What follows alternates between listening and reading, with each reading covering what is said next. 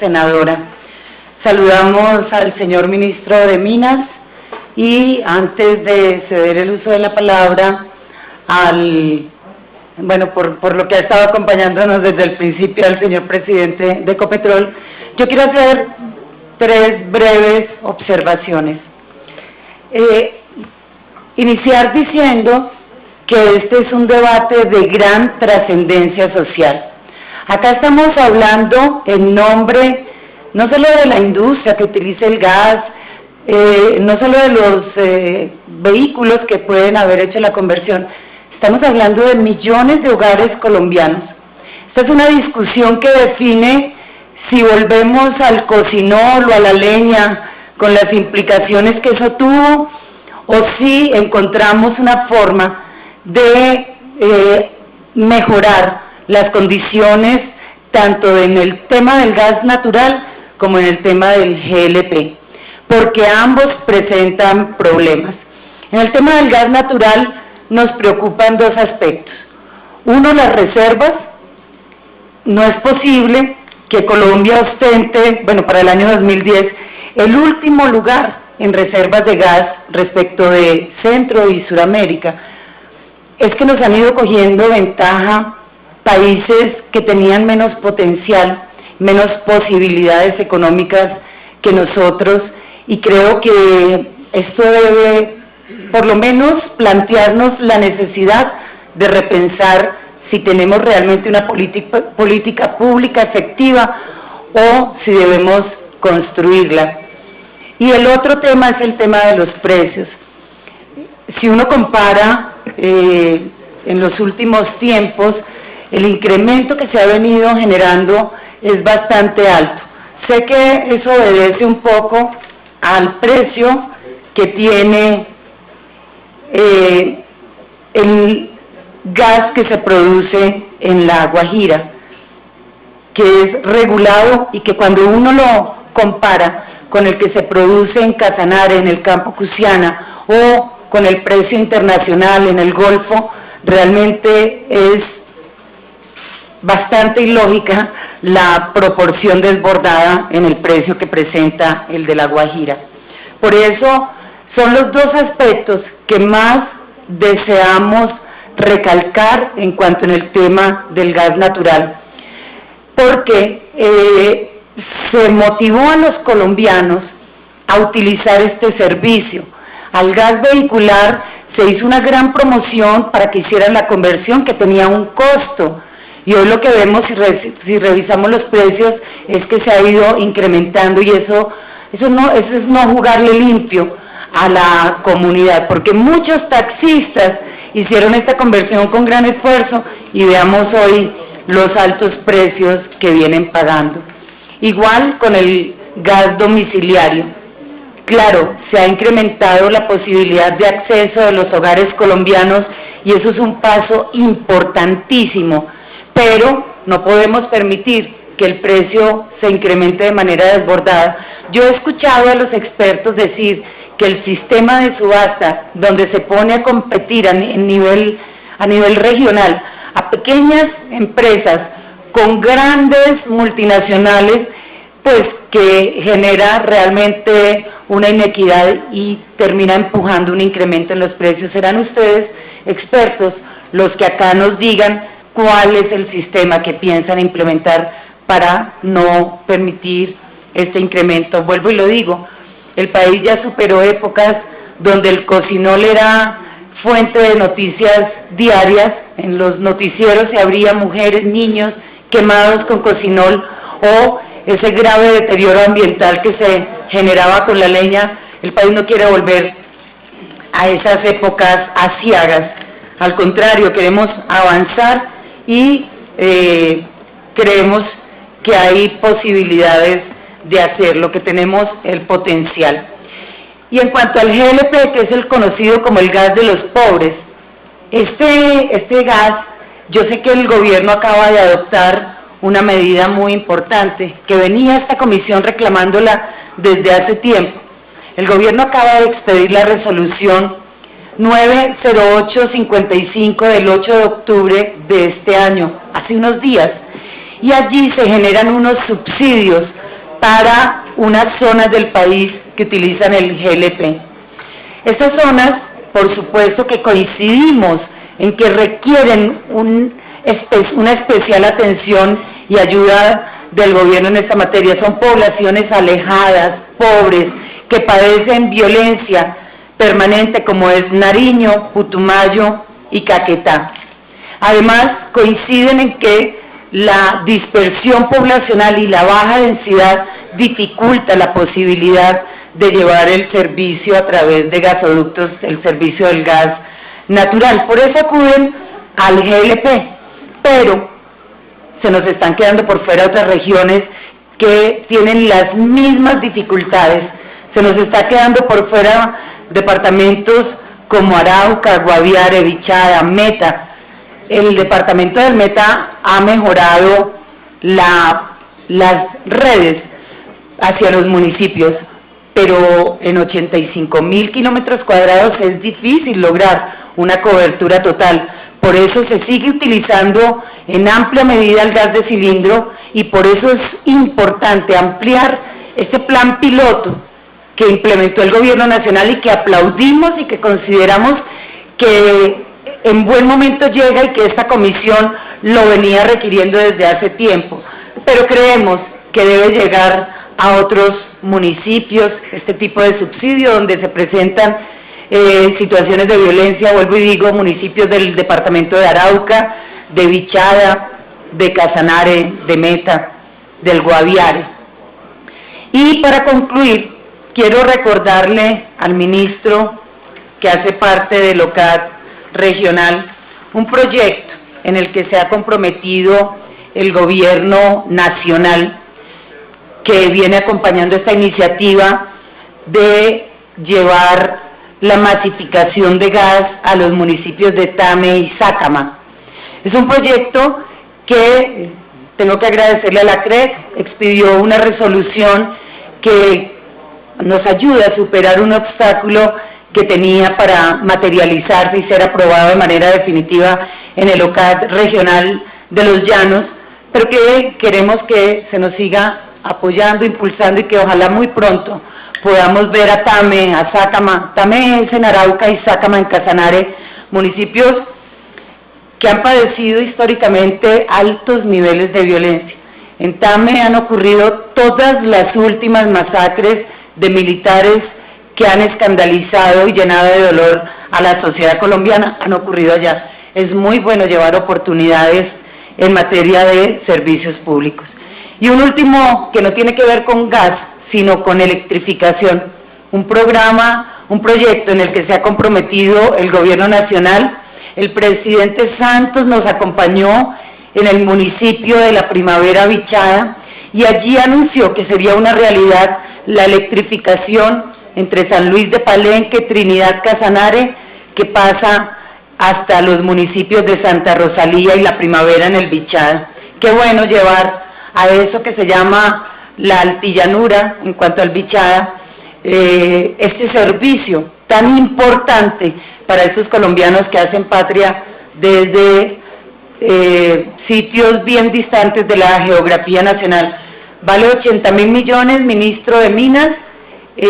Fue un compromiso del presidente con estos departamentos, con esta zona del país, con estos colombianos, y queremos que nos haga un anuncio definitivo, porque corren rumores que sí se va a hacer, que no se va a hacer, y hoy seguramente están expectantes en esta zona del país. Muchísimas gracias.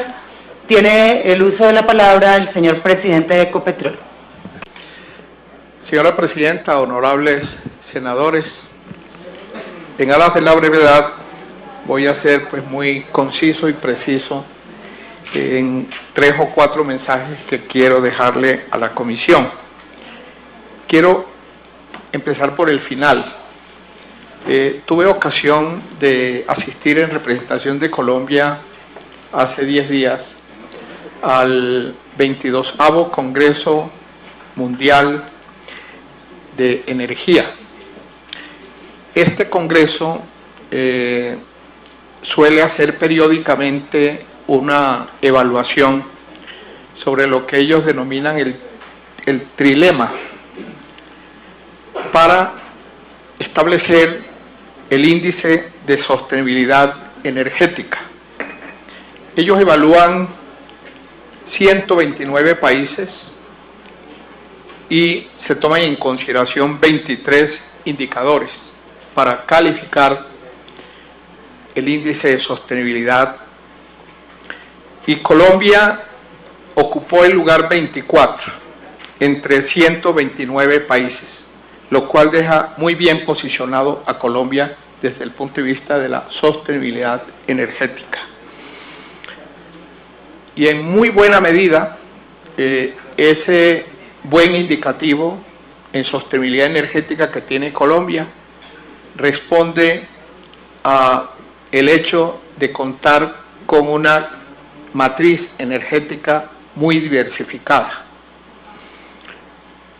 Pero claro, al desglosar los tres aspectos fundamentales que se toman en consideración para este índice: seguridad energética, sostenibilidad ambiental y equidad energética, nos va muy bien en seguridad energética, ocupando el quinto lugar entre 129 países.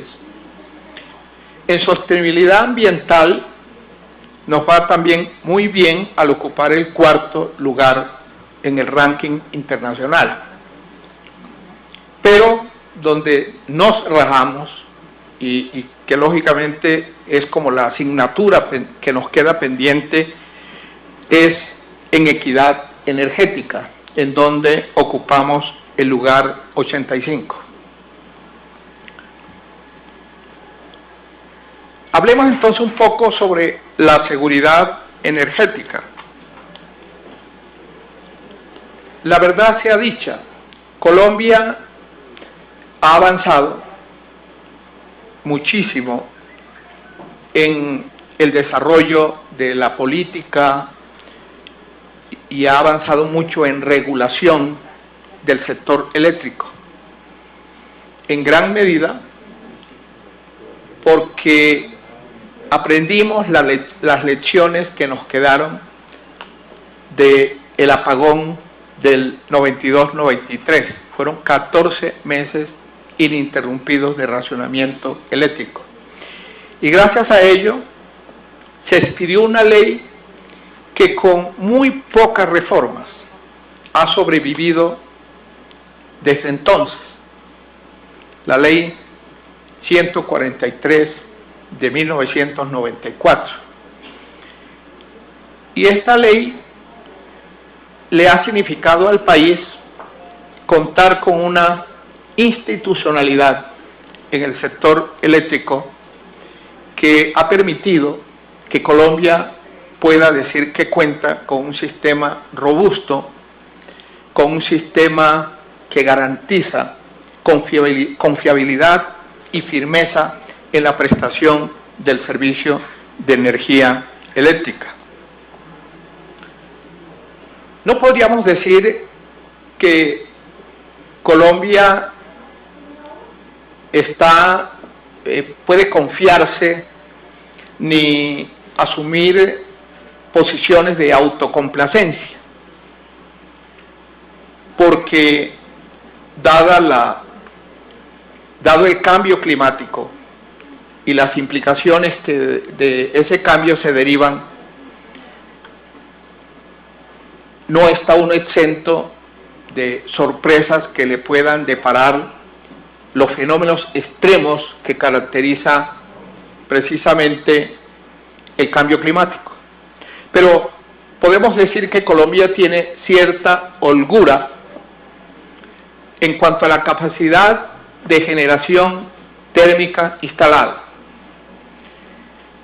Y tiene un componente muy importante de generación térmica que sirve de respaldo al gran porcentaje de generación hídrica que tiene el país. Pero déjenme decirles que en la medida en que en las subastas recientes para la ejecución del plan de expansión de generación, con la entrada de los proyectos que están en curso, el del Quimbo, Hidroituango e Hidrosogamoso, me preocupa que se vuelve a desequilibrar esa balanza, porque justamente uno de los aspectos que contribuyó en su momento a la situación de racionamiento a que llegamos fue que el componente de generación hídrica era del 80% en aquel momento y la generación térmica solo del 20%. En un país en donde las centrales hidroeléctricas de generación no tienen una capacidad de embalse o de regulación multianual que nos pudieran dar una mayor tranquilidad, lo cual nos expone a que un verano prolongado, más allá de 6 meses, puede abocarnos a situaciones críticas. Por ello, va a ser muy importante hacia el futuro poder contar con un componente térmico que permita volver a tener un balanceamiento entre las fuentes primarias de energía que nos permitan respirar con más tranquilidad. Ahora bien, para hacer posible estos proyectos, los que están en curso y los que se han ejecutado, ha jugado un papel de la mayor importancia el cargo por confiabilidad. El cargo por confiabilidad tuvimos ocasión de plantearlo cuando se le presentó al país los resultados del estudio que se realizó para analizar la posibilidad de reducir las tarifas de energía. Decíamos que el cargo por confiabilidad es una especie de seguro al que se recurre para garantizar que los proyectos puedan entrar justo en el momento requerido y de acuerdo al compromiso del desarrollador de estos proyectos. Y cuando analizábamos tarifas, encontrábamos que sí, hay países en la región que pueden decir que tienen tarifas más bajas que Colombia. Pero cuando va usted a ver qué ha pasado en los últimos 20 años, en Colombia no hemos vuelto a tener racionamiento, pero esos otros países en donde no existe ni cuentan con este cargo por confiabilidad han tenido racionamientos recurrentes. Lo que sí es claro también, y es uno de los resultados de este estudio al que estoy haciendo referencia, es que es indispensable que revisemos el cargo por confiabilidad, porque eventualmente se nos puede estar yendo la mano al sobreestimar la demanda objetivo, y ello lógicamente se traduce en un sobrecosto que se termina trasladando al usuario final vía tarifas. Ahora bien, usted, para garantizarle al país la prestación del servicio, no solo debe contar con un parque de generación, sino que usted debe contar también con unas redes de transmisión, subtransmisión, distribución, subestaciones, para que la energía llegue al usuario final. En ello, la unidad de planeación minero-energética, en lo que hace al planeamiento, y la Comisión de Regulación de Energía y Gas, en el aspecto regulatorio, han sido supremamente diligentes para posibilitar que el plan de expansión de redes se dé de una manera que pueda estar sincronizada con la entrada de los proyectos. De allí que la primera decisión que me tocó como ministro recién posesionado fue sancionar el plan de expansión de redes eléctricas 2013-2027, para de esta manera posibilitar la apertura de las subastas de 14 proyectos por un valor superior a los $2.000 millones, que se va a ejecutar en los próximos años, de modo que a la entrada de los proyectos a que ya hice mención, el Quimbo, Hidroituango, Hidrosogamoso, pueda evacuarse esa energía y pueda llevarse de los centros de generación a los centros de consumo.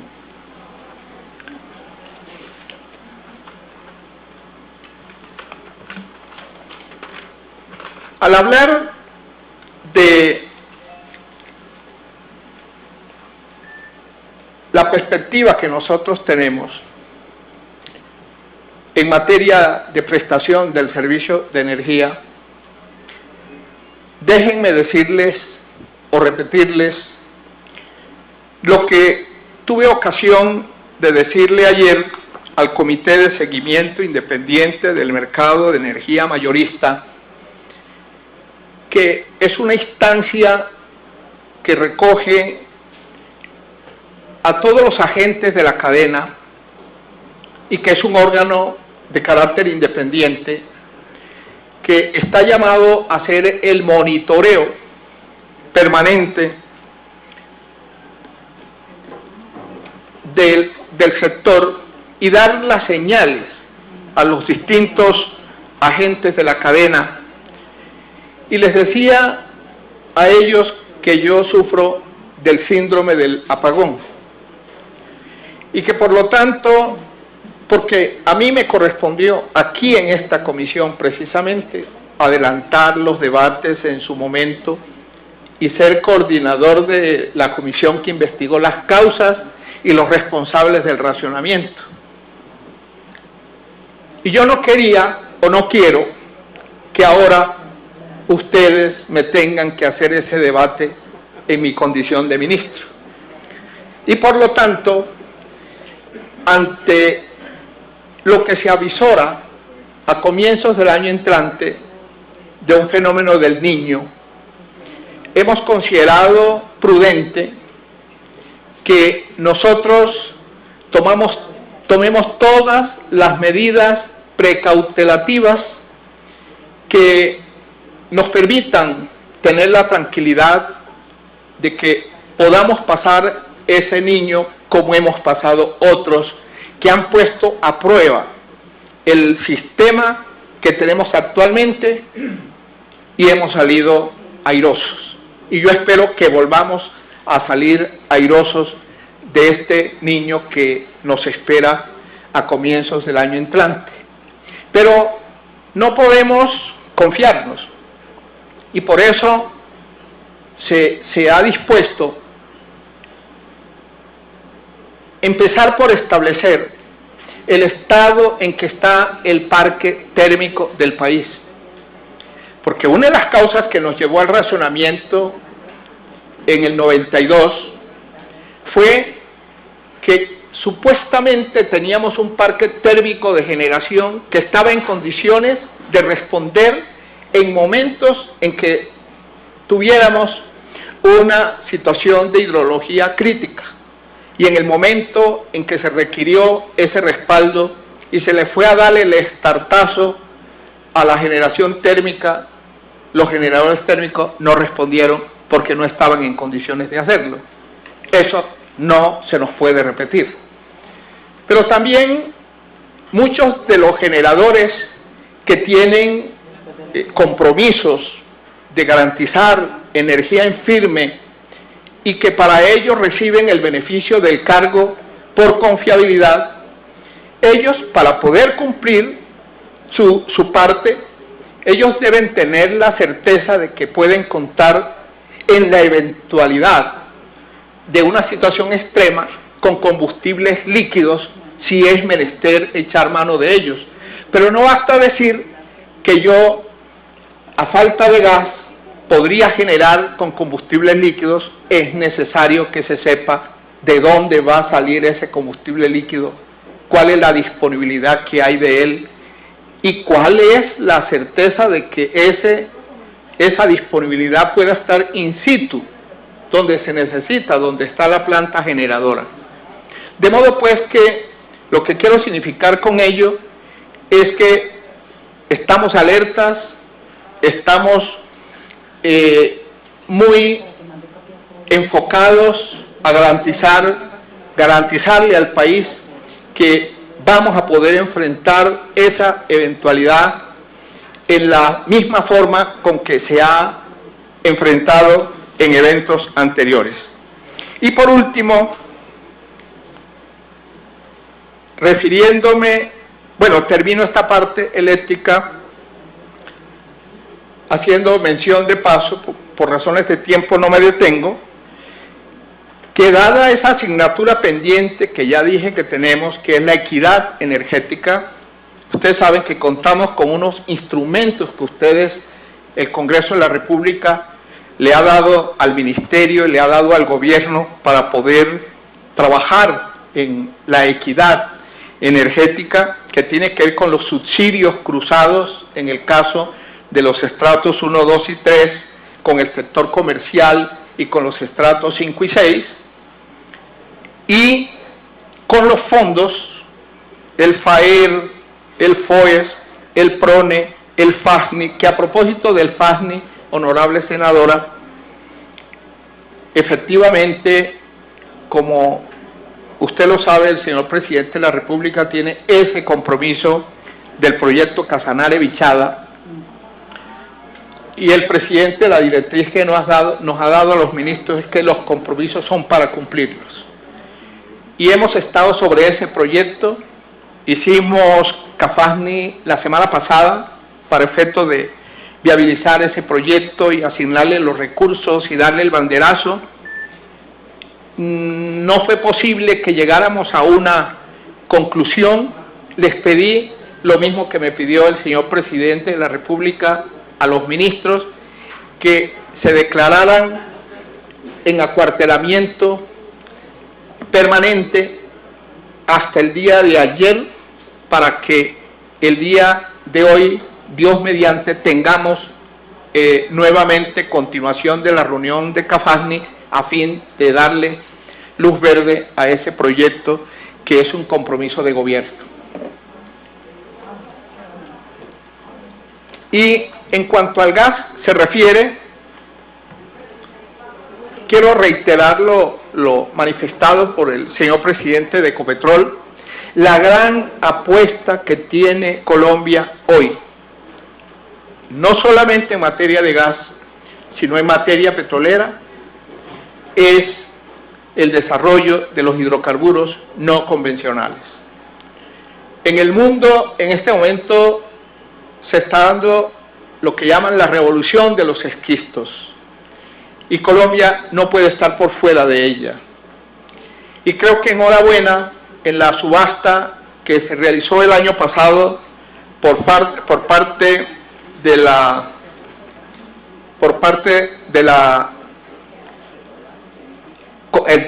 Agencia Nacional de Hidrocarburos, en donde se adjudicaron 50 bloques, 6 de ellos se trata de hidrocarburos no convencionales.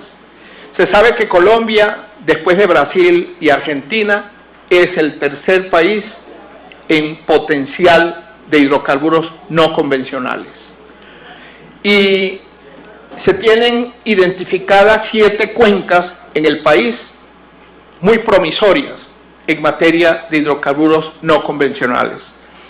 De allí que estemos trabajando en el seno del gobierno con toda la celeridad necesaria para poder establecer el marco regulatorio y normativo para hacer posible esos desarrollos.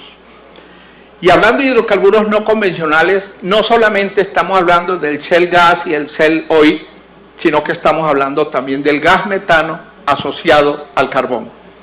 Yo estuve este fin de semana en Lenguasaque, Boyacá, Cundinamarca, perdón, como estuve también en Guachetá,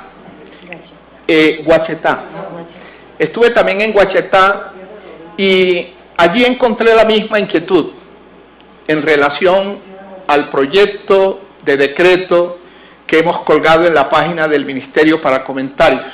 Hay preocupaciones. Y esa preocupación no es solamente de los pequeños y medianos mineros, esa es la preocupación también de la gran minería.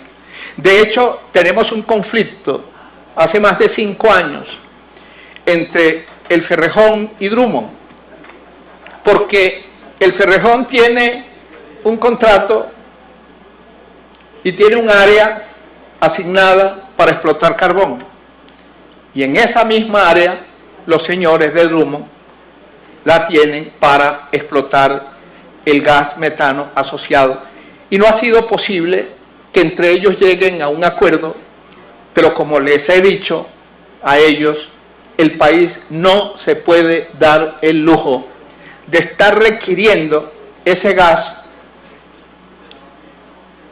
y estar manicruzados, y por lo tanto le hemos dado un plazo perentorio para que si ellos no se ponen de acuerdo, el gobierno sí se pone de acuerdo y tomaremos las decisiones que sean pertinentes a efectos de que Colombia pueda aprovechar ese importante recurso.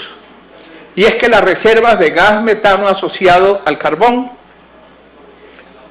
los estimativos que se tienen es que las reservas de gas metano asociado al carbón pueden sobrepasar las reservas probadas que tenemos de gas natural. Eso les habla a ustedes de la dimensión de lo que estamos hablando. Y por lo tanto, requerimos también sacar una norma en relación al gas asociado al carbón. Y ante las inquietudes, ayer justamente nos reunimos con todos los gremios de la pequeña, mediana y gran minería para analizar el tema, acogimos y recogimos sus inquietudes y acordamos darnos un tiempo prudencial para agotar la discusión técnico-económica con el fin de que la norma que se saque sea una norma en equidad, que no es una norma que atropelle al minero del carbón, pero que tampoco eso signifique que el país se prive de contar con ese importante recurso. Y finalmente, decirles que con varias decisiones que ha tomado la Comisión de Regulación de Energía y Gas, que por razones de tiempo a lo mejor no va a tener hoy la oportunidad, pero que yo quiero pedirle que tenga la oportunidad de explicar en detalle, porque han sido decisiones de la mayor trascendencia las que ha tomado la CREC, gracias a la cual se ha dinamizado este mercado del gas natural.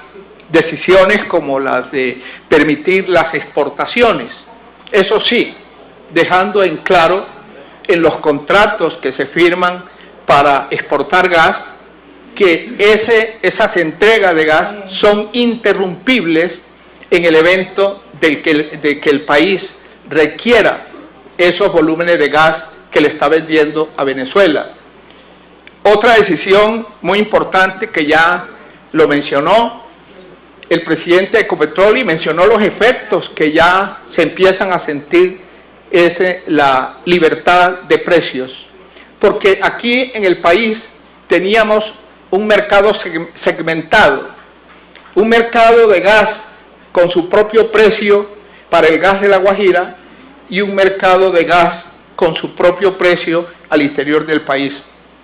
Ahora vamos a tener un mercado homogéneo y competido, de manera que esto va en la dirección que se busca, que es una formación eficiente de precios y que el usuario final no tenga por qué pagar un sobreprecio que de alguna manera respondía a una herencia, porque el precio que regulaba el gas de La Guajira es heredado de un contrato de asociación que en su momento tuvo razón de ser, y es que el gas que se liberaba en aquel momento estaba compitiendo con el fuel oil, y por lo tanto la fórmula de precio estaba atada a los precios internacionales del fuel oil, pero eso es cosa del pasado. Entonces ahora el beneficio tangible que van a tener los usuarios finales, generadores residenciales y gas vehicular, es que va a poderse contar con un recurso eficiente, ambientalmente amigable y económico. Y está por tomarse unas decisiones que se vienen discutiendo también en la CREC a propósito de lo que usted planteaba, situaciones que han frenado la expansión del servicio de gas domiciliario, en algunos casos porque quienes tienen tarifa y tienen asignadas áreas no desarrollan los proyectos y no los puede desarrollar otro tampoco. Como se dice coloquialmente, ni rajan ni prestan el hacha.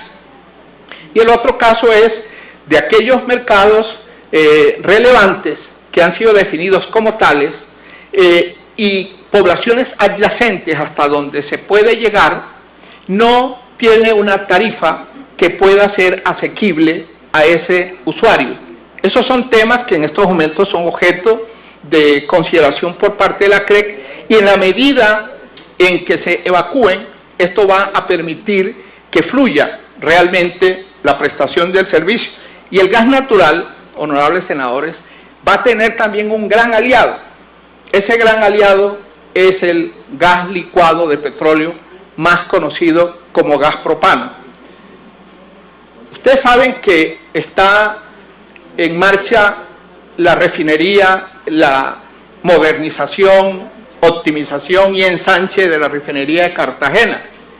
Una vez que ese proyecto se termine y entre en marcha, aquí nosotros, y desde luego también la modernización de la refinería de Cartagena, aquí se va a duplicar la producción de GLP. Nosotros vamos a pasar de una producción, si no estoy mal, de 23.000 barriles diarios a 40.000 barriles diarios. Entonces nosotros tenemos que ver qué vamos a hacer con ese excedente que vamos a tener de gas licuado de petróleo, y una de las propuestas que le vamos a traer aquí a la consideración, y este es uno de los componentes que yo quiero presentarles a ustedes a su consideración a propósito del proyecto de los precios de los combustibles, es que uno de los componentes para lograr el abaratamiento de los combustibles, refiriéndome al combustible motor, es contar también con el gas propano vehicular. Y estamos buscando también impulsar una política de masificación del gas propano. Y de allí, y le respondo también a la honorable senadora, que comenzamos con ese plan piloto domiciliario de gas propano subsidiado en un 50% para el estrato 1 y un subsidio del 40% para el estrato 2. Empezamos por Nariño, Putumayo y Caquetá, pero la idea es que ese programa se extienda a todo el país y tengamos, como ya dije, en el gas propano un aliado para la diversificación, de nuestra canasta energética. Yo concluyo con estas consideraciones y desde luego estaremos prestos a volver acá las veces que sea necesaria para que avancemos en estos temas que han quedado planteados. Muchas gracias.